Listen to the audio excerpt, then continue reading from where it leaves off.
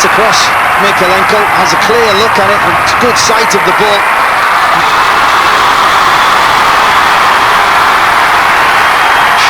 Sends it in towards Ayew. Well, how close was that one in the end? He's disappointed with himself, Jordan Ayew. Yeah, it's half a chance. And Crystal Palace striker, it's a beautiful ball in. And Mitchell, and Ayew gets across. Mykolenko has a clear look at it and good sight of the ball. And maybe slightly distant. There, Mitchell. It's away from the Decore.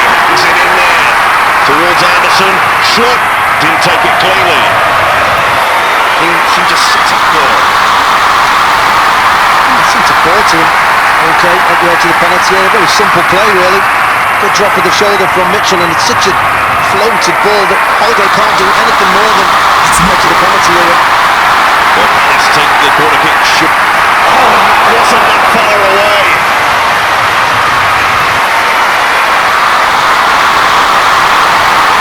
That was a brilliant effort from Richarlison. Great width, dip in effort from Richarlison. Great width, dip, everything you want in a free kick. So unfortunate to see it just come off from Eze. And Mateta free header. The Eagles inflict another talent in the Toffees' top-flight future.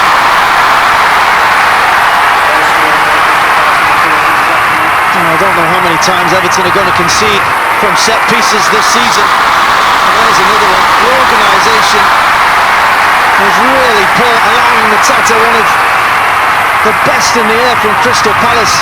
A free header 6 yards out, middle of the goal. It's a brilliant ball in from Eze. Everton dropped deep, but suddenly Eze seemingly marked by Mykolenko. It's a complete mismatch. Decore doesn't see Mateta on his back shoulder. It's a very simple run from the Palace striker, just on the blind side of the Everton defence, just strolls in there once the chance creates itself. He wasn't going to miss from there. Great header. Lampard's there, and Ayew forces it over. It's getting worse and worse for Everton. They were kicked off there. The Toffees. Multiple errors at the back, and Crystal Palace taking advantage. And Everton's luck just gets worse and worse. A player that they will feel should have seen red only moments ago is the player to put them 2-0 down. It's a mistake yet again from Everton. Well, Holgate put it in. Well, Kane. All they needed that.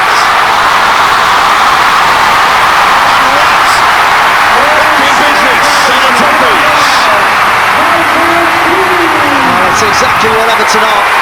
Back in this game, it's not the next goal is crucial. And you can hear the atmosphere in this stadium. It's very simple. Charlison.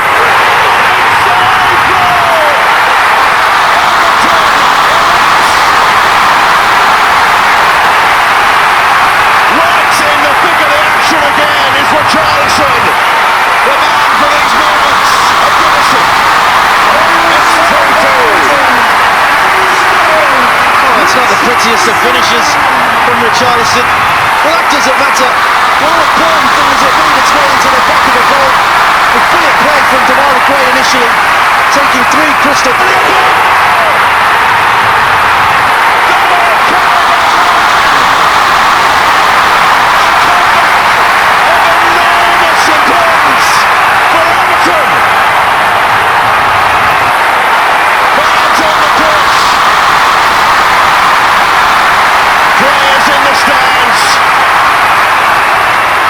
This game's not over. This game's not over. Oh, it's certainly not over. It's a brilliant goal from Dominic Calvert-Lewin, exactly. So our history today is about the super football player Pele. From a garbage collector to a World Cup winner, N'Golo Kanté's rise to fame is one that will inspire the children of emigrant parents in France for centuries. Kanté was the son of Malian emigrants to France who could hardly afford to live. Kanté's father died while he was still little, leaving his poor mother as the sole parent of 4 children.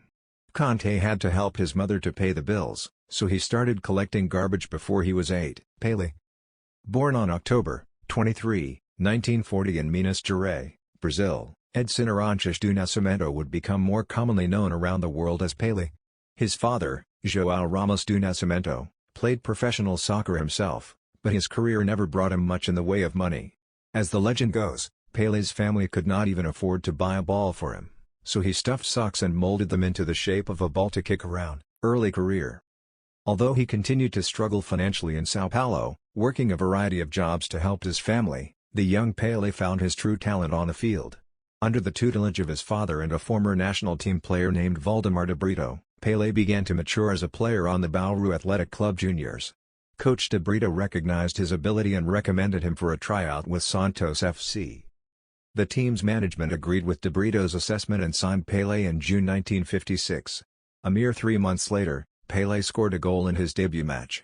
Although few people knew it at the time, this foreshadowed the success to come in the rest of Pelé's professional career. The stardom of a youngster. Only a short year later, Pelé topped the list of scorers in the league.